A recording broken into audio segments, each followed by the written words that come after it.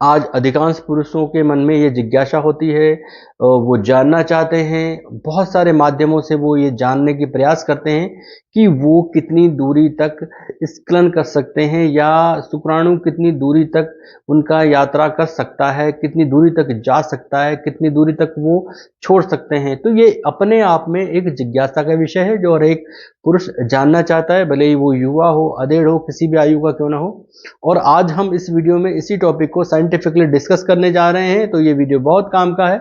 मैं doctor Dwarka, consultant psychologist and sex counsellor, आज आपको इस विषय पर अपनी साइकोलॉजिकल और साइंटिफिक जो है जानकारी देने जा रहा हूं, तो आप इसे पूरा देखेंगे ऐसा मुझे यकीन है।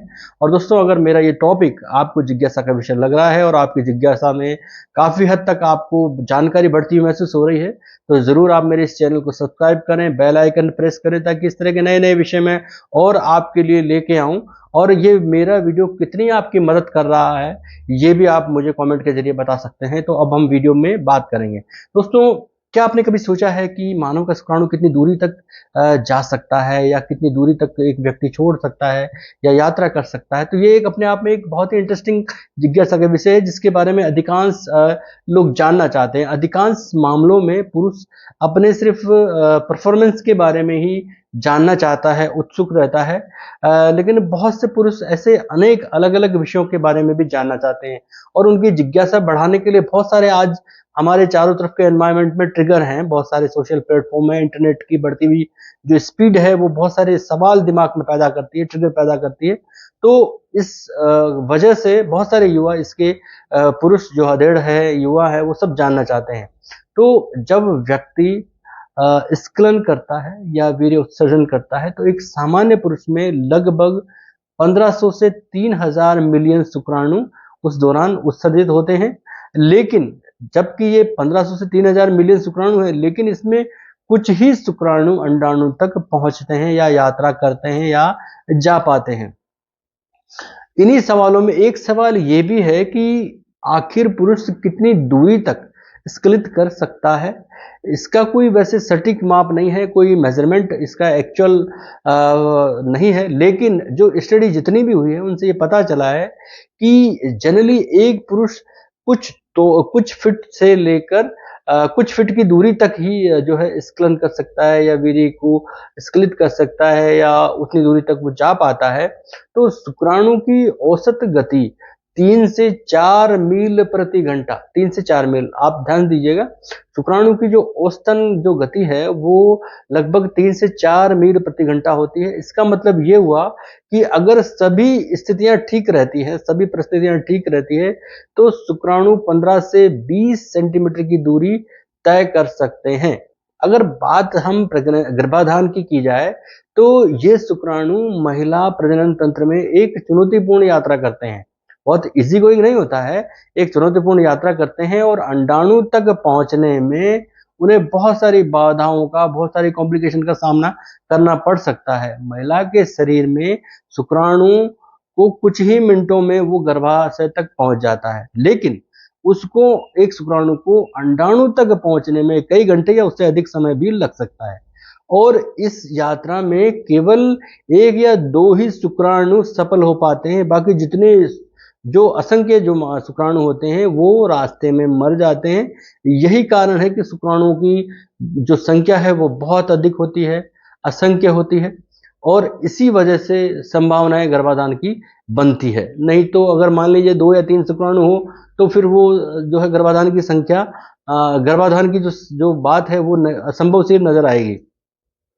तो डेटा बताते हैं कि एक पुरुष द्वारा स्खलित वीर्य की औसत मात्रा 1.5 से 6.8 मिलीलीटर के बीच होती है, जो लगभग 1 चम्मच के बराबर वो उत्सर्जित करता है, स्खलित करता है। दूरी और आयतन जो है वो प्रति व्यक्ति के हिसाब से ये अलग अलग हो जाता है, और ये बहुत सारी बातों पर निर्भर करता है, जैसे व्यक्ति का स्वास्थ्य कैसा है, उसका मानसिक स्वास्थ्य कैसा है, शारीरिक स्वास्थ्य में बहुत सारी चीजें आती हैं, वो कैसी हैं। तो ये बहुत सारी चीजों पर निर्भर करता है। एक बड़ा आयतन अधिक दूरी तक तब जाता है जब वो बड़ी मात्रा में बड़े आयतन में रिलीज करता है या स्खलित करता है, तभी वो बड़ी मात्रा में दूरी तक जाता हुआ दिखाई देता है या प्रतीत होता है। यद्यपि स्खलन की मात्रा अलग अलग होती है, लेकिन यदि आयतन अधिक होता है तो वो ज्यादा दिखता है। एक व्यक्ति की स्थिति के आधार पर स्खलन, एक व्यक्ति चाहे वो पुरुष कैसा भी हो, उसकी जो स्थिति है उसके आधार पर ही स्खलन कमजोर या ज्यादा, कम या ज्यादा महसूस हो सकता है। और ये प्रत्येक व्यक्ति के लिए इंडिविजुअल है, व्यक्तिपरक है, जो चिंता का कारण नहीं है। यदि किसी में कम हो रहा है तो चिंता का कारण नहीं है। जब स्खलन की मात्रा अत्यधिक अल्प होती है तो फिर एक चिंता का विषय हो जाता है कि ये क्या वजह है कि ये अति अल्प मात्रा में या आयतन में स्खलित हो रहा है। तो स्खलन दूरी को जो प्रभावित करने वाले जो कारक हैं वो 3 कारक हैं। स्खलन का बल, यानी युवा पुरुषों में स्खलन अधिक जो है मजबूती से होता है या उसमें संभावना ज्यादा रहती है। नंबर 2 पर मांसपेशियों की ताकत कितनी है, यानी स्खलन के लिए जो जिम्मेदार मांसपेशियां हैं उनमें कितनी वो हेल्दी हैं या उनमें ताकत है, ताकि वो एक रेस्पॉन्सिबल भूमिका निभा पाती है। यदि वो मजबूत होती है, ताकत होती है, स्वस्थ होती है, उनमें स्वस्थता की स्थिति होती है तो वो अधिक दूरी तक ऐसा कर पाती है। नंबर तीसरी है व्यक्तिपरक भिन्नता। ये भी अपने आप में है कि एक व्यक्ति कितनी दूरी तक स्खलन करेगा, व्यक्ति का मेंटल स्टेट कैसा है, व्यक्ति की फिजिकल स्थिति कैसी है, कितनी बीमारियां हैं, कितना स्वस्थ है, रूटीन लाइफ उसकी कैसी है, ये भी उसके स्खलन की दूरी और आयतन दोनों पर ये निर्भर करता है। जहां तक स्खलन की मात्रा और गति को प्रभावित करने वाले जो कारक हैं वो कई तरह के होते हैं। जैसे नंबर 1 पर हम बात करें आयु अपने आप में स्खलन की मात्रा, स्खलन की दूरी दोनों को प्रभावित करती है। उम्र जैसे जैसे बढ़ती है आयतन भी कम होता है, दूरी भी कम होती है। अध्ययनों के अनुसार 30 वर्ष की आयु में जब व्यक्ति होता है तो उसका आयतन अधिक होता है और वो अधिक दूरी तक स्खलित कर सकता है, यानी अधिक मात्रा में उसका वीर्य स्खलित होता है और अधिक गति भी कर सकता है। नंबर 2 पर जीवन शैली, ये भी उसकी मात्रा और गति दोनों को प्रभावित करती है। व्यक्ति की जीवन शैली किस तरह की है और वो अपने बारे में, यौन प्रदर्शन के बारे में कितना सोचता है, ये भी उस पर निर्भर करता है। अगर व्यक्ति बहुत अधिक ड्रिंक करने वाला है, धूम्रपान करने वाला है, तो उसकी आयतन भी उसका प्रभावित होगा, उसकी दूरी भी प्रभावित होगी, क्योंकि ये सीमन की गुणवत्ता को प्रभावित करते हैं। इसलिए पुरुषों को इस उम्र में जब वो गर्भाधान करने के लिए महिला के साथ जीवन जी रहे होते हैं तो उनको स्वस्थ होना या उनकी जीवन शैली बहुत अच्छी होनी चाहिए ताकि वो ऐसा कर सके। नंबर 3 पर आनुवंशिकी भी अपने आप में एक बड़ा कारक है। अलग अलग व्यक्ति की जो आनुवंशिकी है उसके अलग सारी कार्यों को महत्वपूर्ण ढंग से प्रभावित करती है। जिस व्यक्ति की जैसी जेनेटिकल स्थिति स्टेट होती है वो उसी तरह से उसके कार्यों को प्रभावित करती है। कुछ पुरुष आनुवंशिकी के आधार पर ही स्वाभाविक रूप से दूसरों से अधिक मात्रा में स्खलन करते हैं और जब वो स्वस्थ होते हैं तो अधिक दूरी तक भी उसका ऐसा हो पाता है कि वो अधिक दूरी तक जा पाता है।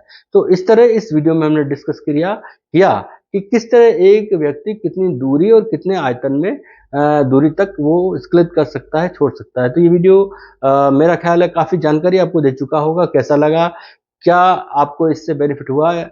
और अगर ये आपको थोड़ा भी पसंद आता है तो मेरे इस चैनल को सब्सक्राइब करें, बेल आइकन प्रेस करें। धन्यवाद, नमस्कार।